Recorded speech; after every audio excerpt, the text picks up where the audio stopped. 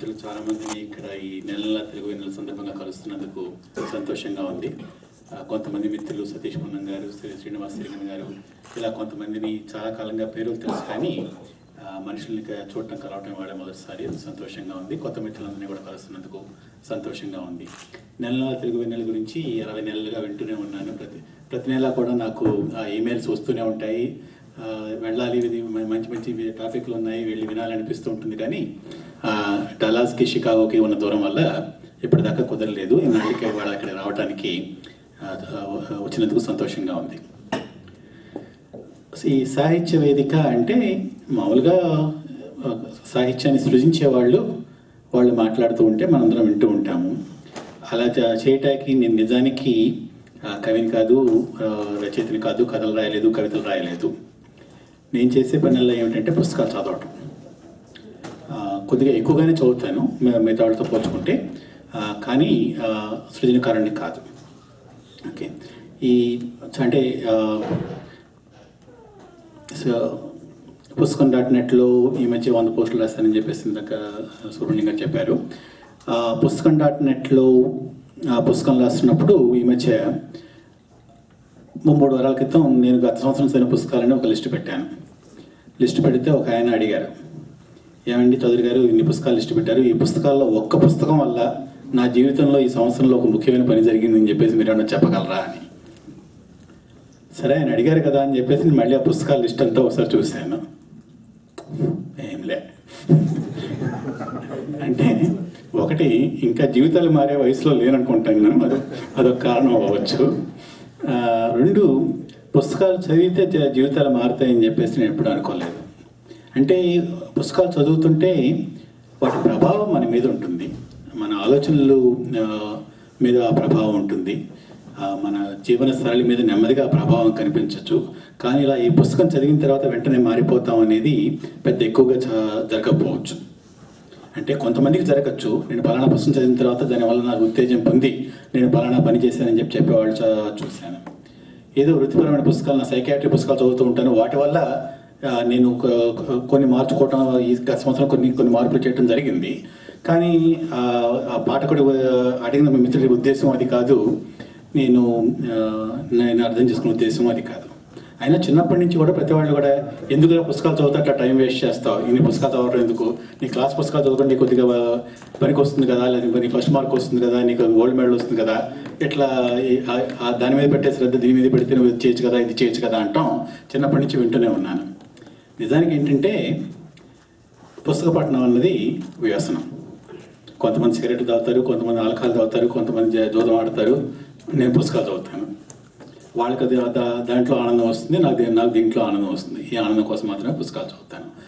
ఇవాళ మీరంతా కూడా అన్ని పనులు మానుకుని ఆధారం మధ్యాహ్నం ఇక్కడికి వచ్చి కూర్చున్నారంటే దీనివల్ల మీకు ఆనందం వస్తుంది కాబట్టి మీరు పని చేస్తున్నారు. అంటే ఈ ఆనందం రావడానికి అనేక మార్గాలు ఉన్నప్పుడు పెద్దగా మనల్ని బాధ పెట్టకుండాను, మన చుట్టుపక్కల ఉన్న వాళ్ళని బాధ పెట్టకుండాను మనకు ఆనందం కలిగించే కొద్ది తక్కువ వ్యసనాల్లో ఇది ఒకటి కాబట్టి ఇది మంచి వ్యసనం కింద మనం అనుకోవచ్చు. అందులో నాకు ఉంది కాబట్టి తప్పకుండా అది మంచి వ్యసనం అయి ఉండాలి. ఓకే, అయితే ఇన్ని పుస్తకాలు చదువుతున్నప్పుడు స్వతహాగా నేను రచయితని కాదు కాబట్టి ఈ చదువుతున్న ప్రతిసారి కూడా నాకు చాలా ఆశ్చర్యము, సంభ్రమం కలుగుతుంటుంది. అరే భలే రాశారే, ఈ విషయాన్ని, నాకు తెలిసిన విషయాన్ని ఇతను భలే కొత్తగా చెప్పారే, ఇది నాకు ఎందుకు తట్టలేదు, ఇది ఎట్లా రాయగలుగుతారు, ఈ మాట ఇక్కడ ఎలా వాడగలుగుతారు, ఈ కవిత ఎలా పుట్టింది, ఈ రచన ఎలా పుట్టింది అని చెప్పేసి దీని మీద నాకు విపరీతమైనటువంటి కుతూహలం, క్యూరియాసిటీ ఉన్నాయి. దాదాపు అందరికీ ఉండే విషయం ఇది. సో అందుచేత దాని గురించి మాత్రం నేను కొద్దిగా అటు చదవటము, పరిశీలించడం చేస్తూ ఉన్నాను. అందుకని సుబ్రహ్మణ్యం గారు టాపిక్ ఏమంటారండి అంటే, ఈ మధ్య కథా నేపథ్యం అని చెప్పేసి ఒక పుస్తకాన్ని సహసంపాదకుడికి మేము వెలువరించాం తానా ప్రచురణ తరఫున. సో అందుకు మాట్లాడితే కథా నేపథ్యం సృజనాత్మకత అనేసాను. అన్న తర్వాత మళ్ళీ అదేమో వాళ్ళు అనౌన్స్మెంట్లో కూడా కథా నేపథ్యం సృజనాత్మకత అన్నారు. సృజనాత్మకత అని ఒక మాట వాడకుండా ఉంటే బాగుండేది అనుకున్నాను. అంటే కథా నేపథ్యం అయితే పుస్తకం గురించి ఏదో గబగా మాట్లాడగలను, పెద్దగా దాని గురించి ఆలోచించాల్సిన అవసరం ఉండేది కాదు. కానీ సృజనాత్మకత అన్నాను కదా అని చెప్పేసి కొద్దిగా ఇబ్బంది పెట్టాను.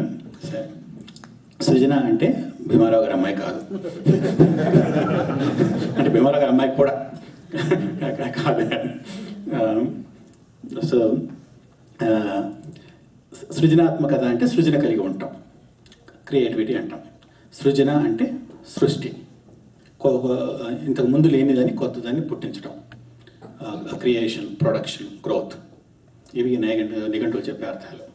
ఓకే, సో ఈ సృజన అంటే ఏమిటి అంటే కథలు రాయటమే సృజన, కవిత్వం రాయటమే సృజన కాదు. చిత్రలేఖనం కావచ్చు, సంగీతం కావచ్చు, ఇంకేదైనా కావచ్చు. అంటే సృజన అంటే కళలు మాత్రమేనా? కాదు. సృజన అంటే పొలంలో విత్తనాలు వేసి దుక్కి దున్ని విత్తనాలు వేసి పంట పండించడం కూడా సృజనే. బ్యాక్ యార్డ్లో గడ్డి మొలిపించి మొక్కలు పెంచుకొని దాన్ని ఒక కళాత్మక దాన్ని ఒక రకంగా పెంచుకోవడం కూడా సృజన. అంటే అంతకుముందు లేని దాన్ని అక్కడ పుట్టించడం ఏదైనా సృజనే. ఓకే, కష్టపడి పని చేసేవాళ్ళు చేయొచ్చు. ఇప్పుడు సాఫ్ట్వేర్ రాస్తుంటే అది కూడా ఒక సృజనే. అందులో అంతకుముందు లేని దాన్ని మనం పుట్టిస్తున్నాం. ఓకే, అయితే పురుషులందు పుణ్యపురుషులు వేరయ్యా అన్నట్లుగా సృజనలన్నీ ఒకటి కాదు. ఓకే, కొన్ని పనులు మిగతా వాళ్ళందరితో పాటు అలవాటుగా యాంత్రికంగా చేసేస్తూ ఉంటాము. అది సృజనే, కానీ అది ఉత్తమ సృజన కాదు. మామూలుగా చేసే పని నుంచి కొద్దిగా భిన్నంగా దాన్ని కొత్తగా చేయగలటాన్ని మనం సృజనగా గుర్తిస్తున్నాం. మనం సాధారణంగా సృజనాత్మక అంటే మనం చేసే పని అది. ఇంతకు ముందు లేని దాన్ని ఇప్పుడు కొత్తగా మనం చూపించగలగటం, ఇంతకు ముందు చూపుతో చూడగలగటం, వీటిని మనం సృజన అంటున్నాం. ఓకే, ఈ సృజన అన్నదానికి దాని మీద మన శాస్త్రోక్తంగా చాలా పరిశోధనలు జరుగుతూ ఉన్నాయి. అంటే ఏమిటిది, దీన్ని ఎలా నిర్వచిస్తాం, దీన్ని ఎలా పెంపొందిస్తాం, మన ప్రపంచంలో ప్రతి వాళ్ళు కూడా తమ సృజనని పెంచుకోగలిగితే ప్రపంచం కొద్దిగా బాగుపడుతుంది కదా దీన్ని అని చెప్పేసి దాని మీద ముఖ్యంగా పిల్లల్లో సృజన పెంపొందించడం ఎలా అన్నదాన్ని ఇట్లాంటి విషయాల మీద శాస్త్రవేత్తంగా చాలా పరిశోధనలు సాగుతూ ఉన్నాయి. స్కూళ్ళల్లో గిఫ్టెడ్ చిల్డ్రన్ అంటే ఎవరైనా ఐడెంటిఫై చేసినప్పుడు, ప్రాడిజీలు అని ఎవరైనా ఐడెంటిఫై చేసినప్పుడు, లేదా ఎవరైనా వెనకబడుతుంది అనుకున్న వాళ్ళని ముందుకు తీసుకురావాలనుకున్నప్పుడు ఎట్లా ఈ సృజనని పెంపొందించుకోవటం, లేదా ఒక శక్తి ఉన్న వాళ్ళకి ఆ శక్తిని ఇంకా పెంపొందించుకునే అవకాశాలు ఎట్లా ఇవ్వటం దాని మీద చాలా పరిశోధనలు జరుగుతూ ఉంటాయి. దీని మీద అంటే పెద్ద పెద్ద ఉద్గ్రంథాలు ఉన్నాయి క్రియేటివిటీ మీద. దాని మీద దాదాపు ఎన్సైక్లోపీడియా నాలెడ్జ్ ఉంది క్రియేటివిటీ మీద.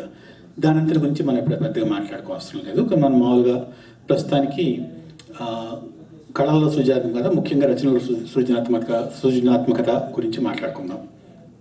ఓకే, ఈ సృజనాత్మకతకు కొన్ని లక్షణాలు కనిపిస్తాయి.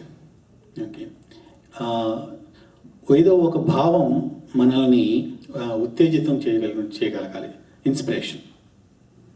ఓకే, ఇన్స్పిరేషన్తో పాటు ఇంట్యూషన్, మనకు సహజమైనటువంటి మనకు ఉన్నటువంటి ఒక సహజమైనటువంటి మన జ్ఞానం చేత మన చుట్టూ చూడగలగటం, ప్రపంచాన్ని చూసి అర్థం చేసుకోగలగటం, దాన్ని కొత్తగా మనం చూపించగలగటం అనేది ఆ ఇంట్యూషన్ ఉంటుంది. ఆ ఇన్స్పిరేషన్ ఇంట్యూషన్తో పాటు సాధారణంగా జరిగే ఇంకో ప్రక్రియ ఏమిటంటే ఇమాజినేషన్. చూసిన విషయాన్ని ఇంకా విస్తృతంగా పెంచుకోగలగటం, లేదా చూడని విషయం గురించి తెలుసుకున్న దాన్ని ఇంకా ఊహించుకుని దాన్ని ఆలోచించుకోగలగటం. వీటన్నిటికి తోడు సాధారణంగా ఇంకో ప్రక్రియ ఏమిటంటే ఇంకుబేషన్. ఇంకుబేషన్ అంటే మనకి ఒక ఆలోచనని, వచ్చిన ఆలోచన అలా వెంటనే దాన్ని బయటికి వెళ్ళిపుచ్చడం కాకుండా దాన్ని మన కోడి గుడ్లు పొదిగినట్టుగా అలా ఆలోచన లోపల దాన్ని అలా పొదుగుతూ దాన్ని నెమ్మదిగా పెంచుకుంటూ విస్తరించుకుంటూ దానికి ఒక పూర్తి రూపం వచ్చిన తర్వాత కానీ దాన్ని బయటికి తీసుకురాకుండా ఉండే ఆ కాలాన్ని దాన్ని మనం ఇంక్యుబేషన్ అంటాము. ఓకే, ఇవన్నీ కలిసి ఉంటేనే చివరికి ఒక కొత్త చూపు కనిపిస్తుంది మనకి. ఆ చూపు అంతర్దృష్టి కావచ్చు, లేదా బయటి విషయాన్ని కొత్తగా చూడగలటం, లేదా లోపల నుంచి కొత్త విషయాన్ని మనం సృష్టించుకోగలటం. ఇవన్నీ కూడా ఒక సృజనాత్మకమైనటువంటి ఒక మనల్ని ఉత్తేజించిన ఒక ఆలోచన గురించి, లేదా ఒక సంఘటన గురించి, మనం నిత్య జీవితంలో చూసిన వాటి గురించి అక్కడి నుంచి ప్రారంభమవుతుంది. ఓకే, ఈ సృజనాత్మకత ఎవరు చేస్తారు, అట్లాంటి మనుషులు ఎవరని చెప్పేసి ఆలోచిస్తే దానిలో కూడా కొన్ని సామాన్య విషయాలు కనిపిస్తాయి. సృజనాత్మక చేసేవాళ్ళు, ఈ సృజనాత్మక కళ వాళ్ళు చాలామందికి వారి ఇంటెలిజెన్స్ అధికమైనటువంటి ఇంటెలిజెన్స్ కలిగిన వాళ్ళు అయి ఉంటారు.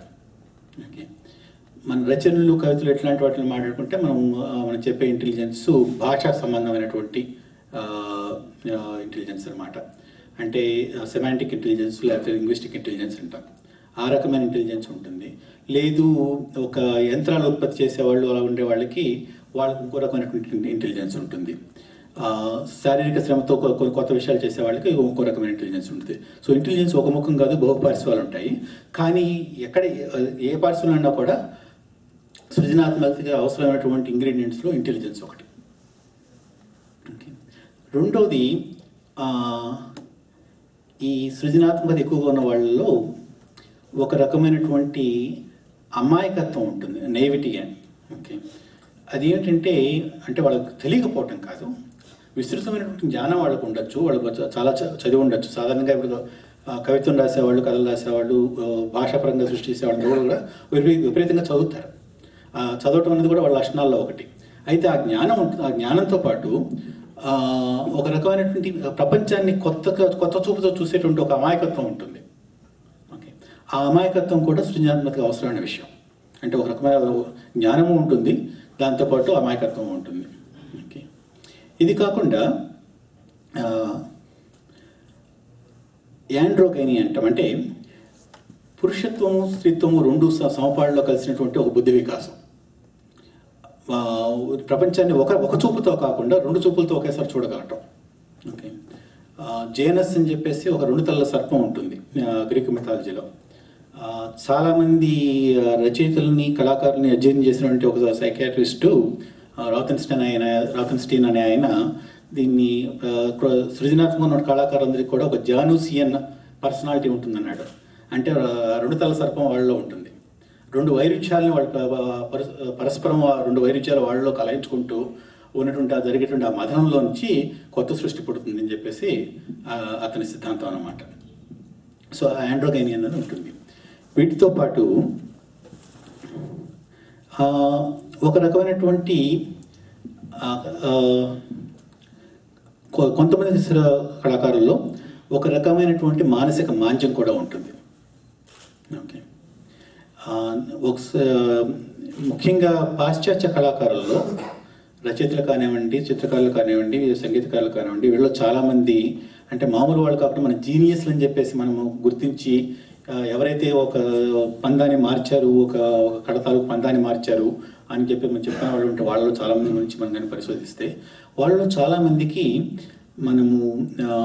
చాలామంది మానసిక వ్యాధులతో బాధపడే వాళ్ళు కూడా ఒక అధిక శాతమే ఉన్నారు. అంటే రచయితలందరికీ పిచ్చెక్కుతుందని కాదు, కానీ ఇప్పుడు ఎజ్రా పాండ్ అనండి, ఎర్నెస్ట్ హెమింగ్వే అనండి. Ernest Hemingway committed suicide, Sylvia Plath committed suicide. Okay. అలా లేదు, ఇంకా Tennessee Williams was admitted to psychiatric unit. ఇట్లా చాలామంది ప్రముఖ రచయితలు సైకియాట్రిక్ ఇల్నెస్ ఉన్న వాళ్ళు ఉన్నారు. నిజానికి అయోవాలో ప్రతి సంవత్సరం కూడా క్రియేటివ్ రైటింగ్ వర్క్షాప్ అని జరుగుతుంది. ఆ క్రియేటివ్ రైటింగ్ వర్క్షాప్లో ఉన్నటువంటి ఫ్యాకల్టీని ఒక 15 సంవత్సరాల పాటు నాన్సీ ఆండ్రియస్ అన్న ఈవిడ స్వతహాగా ఇంగ్లీష్ ప్రొఫెసరు, తర్వాత సైకియాట్రిస్ట్ అయ్యారు. సో ఆవిడకి భాష మీద ఉన్న ఆవిడ ఇంట్రెస్ట్ మూలన వీళ్ళని లాంగిట్యూడ్ని స్టడీ చేస్తే వాళ్ళల్లో ఆవిడ 80 మందికి బైపోలార్ డిసార్డర్ ఉందని చెప్పి తెలిసింది ఆవిడ. అంటే 80% బైపోలార్ డిసార్డర్ ఉందని తెలిసింది. అందులో ఈ 15 ఏళ్లలోనూ ఆ 30 మంది ఫ్యాకల్టీలో 3 సూసైడ్ చేసుకున్నారు. సో ముఖ్యంగా పాశ్చాత్య దేశాల్లో కళాకారుల్లో చాలామందికి సృజనాత్మకతతో పాటు మానసిక ఇబ్బందులు కూడా ఉన్నాయని మాత్రం ఇప్పుడు చాలామంది ఒప్పుకుంటున్నటువంటి విషయం. ఓకే.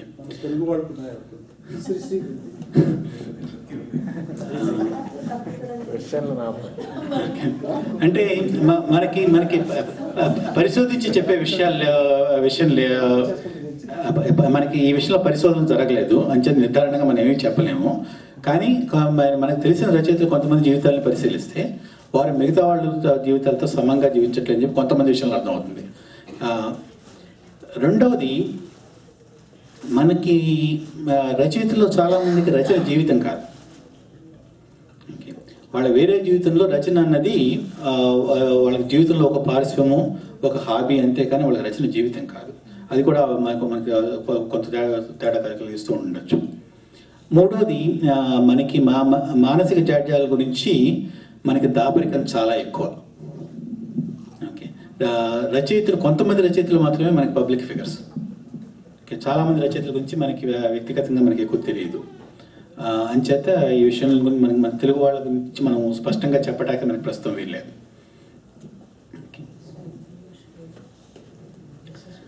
తర్వాత ఈ సృజనాత్మక ఉన్న వాళ్ళలో మనం చూసే ఇంకో 2 ముఖ్య విషయాలు ఏంటంటే, ఒకటి ఎంపతి. అంటే ప్రపంచం బాధ అంతా కూడా తమ బాధ అని చెప్పేసి వాళ్ళు అనుకోగలగటం. ఓకే, మీకు తెలుసు కదా, చలంగారి ఫేమస్ లైన్ తెలుసు మీకు, శ్రీశ్రీ కృష్ణశాస్త్రి బాధ ప్రపంచం బాధ, ప్రపంచం బాధ శ్రీశ్రీ బాధ అని చెప్పేసి. సో ఆ ఎంపతి ఉంటుంది. తర్వాత సెన్స్ ఆఫ్ హ్యూమర్. మామూలుగా మనం మిగతా వాళ్ళు బాధపడే చోట్ల వీళ్ళు దానిలో ఉన్నటువంటి ఇంకొక పార్శ్వాన్ని చూడగలుగుతారు, ప్రపంచాన్ని చూసి నవ్వగలుగుతారు, తమని తాము చూసి నవ్వగలుగుతారు. ఇంట్రాస్పెక్షన్, తమని తాము పరిశీలించుకోగలుగుతారు, తర్వాత ప్రపంచాన్ని ఎక్కువగా పరిశీలిస్తూ ఉంటారు. ఈ లక్షణాలన్నీ మనకి సృజనాత్మకత ఎక్కువగా ఉన్న వాళ్ళలో కనిపిస్తూ ఉంటాయి. ఇవన్నీ ఉంటే కూడా సరిపోదు. ఓకే, కొంతమంది తాలూకు ప్రతిభ ఇంకా ఏ రకమైన వేరే అభ్యాసము లేకుండా, ఏమీ లేకుండానే వెంటనే బయటపడిపోతూ ఉంటుంది. ఓకే, చాలా చిన్నతనంలోనే కవిత్వం చెప్పేశారనో, లేకపోతే చాలా చిన్నతనంలోనే వీళ్ళు సింఫనీలు కంపోజ్ చేశారనో, ఇట్లా కొంతమంది ప్రతిభ గురించి చిన్నప్పుడే బయటపడిపోతూ ఉంటుంది, చైల్డ్ ప్రాడజీలని. కానీ చాలామంది ప్రతిభకి 2 అవసరాలు కనిపిస్తాయి. ఒకటి ఏమిటంటే, చిన్నతనంలోనే వారికి ఒక మంచి గురువు గారు కానీ, లేదా ఒక మంచి రోల్ మోడల్, ఒక మెంటార్ కానీ వాళ్ళని చూసి, వాళ్ళ తాలూకు ప్రతిభను చూసి ఆ ప్రతిభను సరైన మార్గంలో పెట్టి అది వికసించేట్టుగా చూడటం అనేది జరుగుతూ ఉంటుంది. అందుచేత చాలామంది చెప్తుంటారు, నన్ను చిన్నప్పుడు చదువుకున్నప్పుడు మా తెలుగు టీచర్ గారు నన్ను బాగా ప్రభావితం చేశారు, లేకపోతే మా సైన్స్ మాస్టర్ బాగా చెప్పారు కాబట్టి నేను సైన్స్లోకి వెళ్ళాను. ఈ రకంగా అంటే ప్రతిభకి ఒక గుర్తింపును ఒక ప్రోత్సాహం అవసరం అవుతుంది. రెండోది, ఈ మధ్య బాగా ప్రాచుర్యంలోకి వచ్చిన థియరీ ఏంటంటే 10,000 hours ఆఫ్ ప్రాక్టీస్. ప్రతిభ ఉంటే చాలదు, ఆ ప్రతిభని సానపెట్టుకుంటూ ఉండాలి, అభ్యాసం చేస్తూ ఉండాలి. అలా ఎవరికైతే అభ్యాసం చేయడానికి అవకాశం ఉంటుందో, అంటే 2 వ్యక్తులకు ప్రతిభ సమానంగా ఉంటే ఇద్దరు ఒకే రకంగా పేరు ప్రఖ్యాతులు సంపాదించుకోలేరు, లేదా ఒకే ఫీల్డ్లోకి కూడా వెళ్ళలేరు. ఒకరికి అవకాశం దొరికి వాళ్ళు గురువుగారి వల్ల, లేకపోతే వారు పుట్టిన ప్రదేశం వల్ల, ఊరి వల్ల, లేకపోతే ఇంకా స్కూల్ వల్ల, ఏదో రకంగా వాళ్ళకి అభ్యాసం చేసే అవకాశం దొరకటం వల్ల వాళ్ళు ఆ పనిని పదే చేస్తూ మెరుగులు దిద్దుకుంటూ ముందుకు వెళ్ళగలుగుతారు. కాబట్టి వాళ్ళ ప్రతిభ వికసిస్తుంది. వాళ్ళ కథలు రాస్తే, అంటే ఇప్పుడు కథలు ఎవరైనా చెప్పాలనుకుంటున్నాం ఎలిమెంటరీ స్కూల్ లెవెల్లో, తర్వాత ఆ కథల్ని వాళ్ళకి అది ప్రచురించడానికి పంపడానికి వీలు కలగాలి. ఆ కథ రాసినప్పుడు సరిదిద్ది, అబ్బాయి ఇట్లా కాదురా ఇట్లా అని చెప్పేవాళ్ళు ఉండాలి, లేదా 10 మంది మిత్రుల మధ్య కథను చర్చించుకునే అవకాశం ఉండాలి. అట్లాంటి వాళ్ళ దగ్గర వాళ్ళకి రచనా ప్రతిభ ప్రభావం వికసిస్తుంది. అలా కాకుండా ఎవరు మాట్లాడటానికి వీలు చోట ఉన్నవాళ్ళు, లేకపోతే కుటుంబంలో ఎవరు చదవడానికి వీలైన ఉన్నవాళ్ళు, అట్లాంటివి ఉన్న చోట్ల ఆ ప్రతిభ అట్లా ఉన్నటువంటి మూలాల దగ్గర ఆగిపోతుంది, కానీ ఇంకా అక్కడి నుంచి విస్తరించదు. సో అంచేత ఈ 10,000 hours ఆఫ్ ప్రాక్టీస్ ఎవరికైతే వీలవుతుందో వాళ్ళ సృజనాత్మకత బాగా వికసిస్తుంది అని ఇప్పుడు చెప్తుంది అనమాట. సో అంచేత మనం ఏంటంటే, ఇప్పుడు మన పిల్లల్లో కానీ మీరు అక్కడ చూసినప్పుడు ఇప్పుడు మనం 2 ఒకటి వాళ్ళు గమనించగల వాళ్ళ పర్సనాలిటీ ఏమిటి, వాళ్ళ ఇంట్రెస్ట్లు ఏమిటి అని చెప్పేసి. 2 వాళ్ళకి ఆ కళలో లేదా అనేక కళల్లో వాళ్ళు అభ్యసించడానికి వీలైనటువంటి వాతావరణం కల్పించగలగాలి.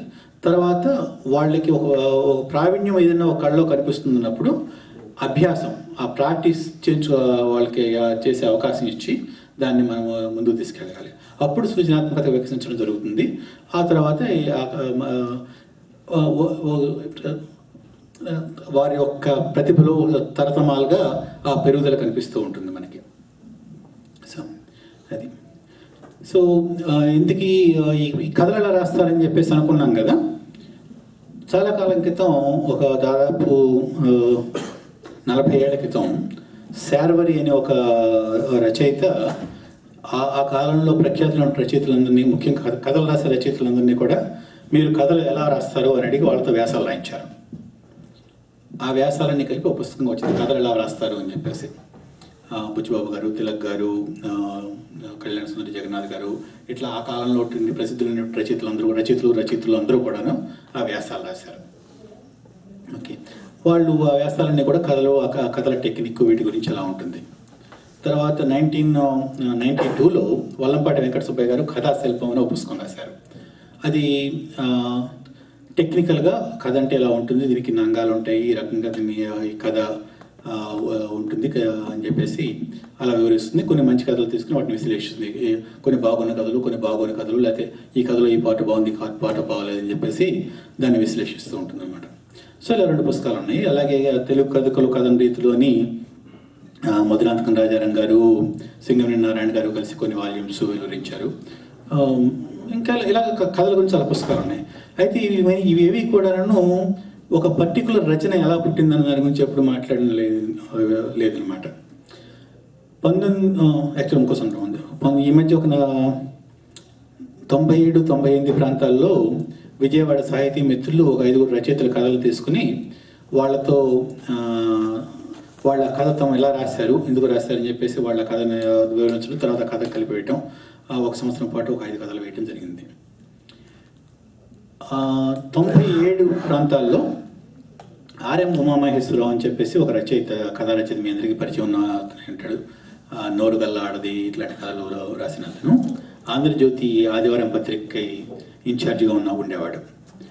తను అప్పుడు ప్రసిద్ధ రచయితలు చాలామందిని పిలిచి అడిగాడు, మీకు ఇష్టమైన మీరు ఒక కథ తీసుకుని ఆ కథ ఎలా రాశారు, ఎందుకు రాశారు అని చెప్పేసి వివరించండి అని చెప్పేసి. మధురాంతకం రాజారాం గారితో మొదలుపెట్టి వారి అబ్బాయి మధురాంతకం నరేంద్ర దాకా 34 మందితో ఈ వ్యాసాలు రాయించారు. వారం వారం ఆంధ్రజ్యోతి సండే ఎడిషన్లో వచ్చాయి. అప్పటికి ఇంకా మనకి ఇంటర్నెట్లో ఆంధ్రజ్యోతి దొరికేది కాదు.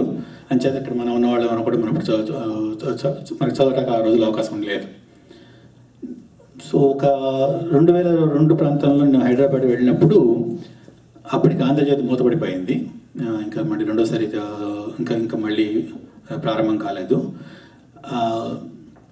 గురుసు జగదీశ్వర రెడ్డిని ఒక కథక మిత్రుడు ఇట్లా కథలు వీటి పుట్టుక వీటి గురించి మాట్లాడుతుంటే ఇలా ఒక సిరీస్ వచ్చిందండి, ఒక 34 కథలు వచ్చాయి.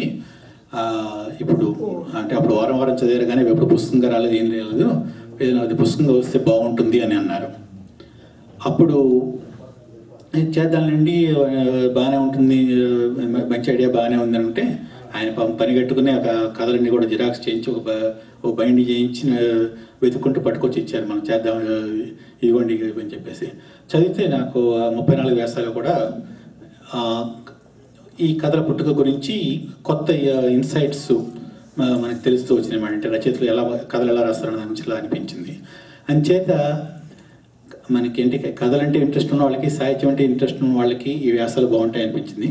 అంతకంటే ముఖ్యంగా కథలు రాస్తున్న వాళ్ళకి వాళ్ళకి కూడా ఈ వ్యాసాలు చదివితే ఉపయుక్తకరంగా ఉంటుందనిపించింది. దాన్ని తానా ప్రచురణలు అని చెప్పేసి ఈ మధ్య ఒక 4 ఏళ్ల క్రితం కొన్ని ప్రచురణలు మొదలు పెట్టామన్నమాట. దాంట్లో ఏంటంటే మిగతా వాళ్ళు ఎవరు కూడా ప్రచురించకుండా ఉండే పుస్తకాలు, ఇతరత్ర ప్రచారంలోకి రావనుకున్న పుస్తకాలని మనం ప్రచురించి ప్రజలకు అందుబాటులో పెట్టడం, లాభాపేక్ష లేకుండా ప్రచురించి ప్రజలకు అందుబాటులో పెట్టడం అన్నది ఆ ఉద్దేశం అన్నమాట. ఇప్పుడు వెల్చేనారాయణ గారి కవిత విప్లవాల స్వరూపం పుస్తకం అవుట్ ఆఫ్ ప్రింట్ అయిపోయి 27 దాటింది. అది మనకి తెలుగు సాహిత్య చరిత్ర సిద్ధాంత గ్రంథాల్లో ఒక ముఖ్యమైన గ్రంథం కింద మనం లెక్కేస్తూ ఉంటాము. ఆ పుస్తకాన్ని మనం ప్రచురించి అందుబాటులో పెట్టాము. అలాగే ఆ వరుసలోనే ఈ కథా నేపథ్యాలు, ఈ సిరీస్ అంతటిని కూడా పుస్తకం రూపంలో తెస్తే బాగుంటుందని అని చెప్పేసి అనుకున్నప్పుడు తర్వాత చూస్తే 34 ఉన్నాయి. ఆంధ్రజ్యోతిలో వాళ్ళ కారణాల వల్ల వాళ్ళు ఆపేశారు. ఇంకా దీన్ని కొద్దిగా పెంచుకొని ఇంకా కొంతమంది రచయితలతో కలుపుకుంటే బాగుంటుంది అనిపించింది. అప్పటి నుంచి వర్ధమాన రచయితలు కథలు రాసిన వాళ్ళు ఇంకా కొంతమంది వచ్చారు. పాత వాళ్ళు కూడా కొంతమంది ప్రసిద్ధి లేని వాళ్ళు ఎవరు లేరనమాట. వాళ్ళని కొన్ని ఇతరత్ర కూడా కలుపుకొని దాదాపు ఒక 34 అన్న సంఖ్య కాస్త 60 సంఖ్య అయింది అన్నీ కలుపుకుంటాను. ఈ 20 వ్యాసాలు అంటే ఒక నేపథ్యము, దానికి ముందు కథ, ఆ కథ మొత్తం కూడా ప్రచురించి పుస్తకంగా తెద్దామని చెప్పి తానా ప్రచురణ తరపున మేము సంకల్పించాము. దానిలో మొదటి సంపుటం కథా నేపథ్యం పేరుతో మొన్న జనవరి 3వ తారీఖున విజయవాడ బుక్ ఫెస్టివల్లో ఆ పుస్తకాన్ని ఆవిష్కరించడం జరిగింది. మన ప్రసాద్ గారు, తోటకూర ప్రసాద్ గారు కూడా ఉన్నప్పుడు ఈ పుస్తకం అనమాట, కథా నేపథ్యం. ఇది మొదటి వాల్యూమ్. రెండవ వాల్యూము మన ఈ డాలాస్లో తానా కార్యక్రమం జరిగే సమయానికి రెండవ వాల్యూమ్ కూడా పూర్తి చేసి ఆవిష్కరిద్దామని ప్రయత్నిస్తూ ఉన్నాము. దీనిలో ఈ మొదటి వాల్యూంలో 25 కథలు ఉన్నాయి. రెండవ వాల్యూంలో 35 కథలు తెద్దామని చెప్పేసి ఉద్దేశం అనమాట. సో ఈ కథలన్నీ చదువుతుంటే మనకు అర్థమైంది ఏంటంటే, కథకుడు ఫోటోగ్రాఫర్ కాదు. ఓకే, ఉన్నది ఉన్నట్టుగానే నేను ఈ సంఘటన చూశాను అని చెప్పేసి ఆ సంఘటన అలా ఫోటోగ్రాఫ్ తీసి మనకు చూపించడు. అది విలేకరి కాడు. అంటే ఆ ఉన్నది ఉన్నట్టుగా చూసి రాస్తే ఏమవుతుందంటే అది న్యూస్ స్టోరీ అవుతుంది. సో కథకులు విలేకరులు కాదు. ఓకే, ఒకవేళ వాళ్ళ ఫోటోగ్రాఫ్ తీసినా కూడా వాళ్ళ దృక్కోణం వేరు, వాళ్ళు వాడే ఫిల్టర్లు వేరు. ఓకే, ఆ లెన్సులు ఫిల్టర్లు వేరు వాడి మనం చూసిన సంఘటనే వాళ్ళకి ఇంకో రకంగా మనకి ఇంకో రకంగా అది చూపిస్తారనమాట. ఒక చిత్రకారుడు ఒక అబ్స్ట్రాక్ట్ పెయింటింగ్ గీసినట్లు అలాగో వాళ్ళు చూసిన సంఘటన రాస్తే ఒక్కోసారి అది ఎంత బలమైన సంఘటన అయినా కూడా మనకి కథగా నచ్చదు. కానీ ఒక ఐడియా వాళ్ళని ఉత్తేజించినటువంటి లేదా వాళ్ళని సంఘర్షణకు గురి చేసినటువంటి ఒక భావం వాళ్ళలో ఒక్కోసారి ఏళ్ల తరబడి పొదిగి దాన్ని చివరికి ఇంకో కథ కింద తీసుకొస్తారనమాట.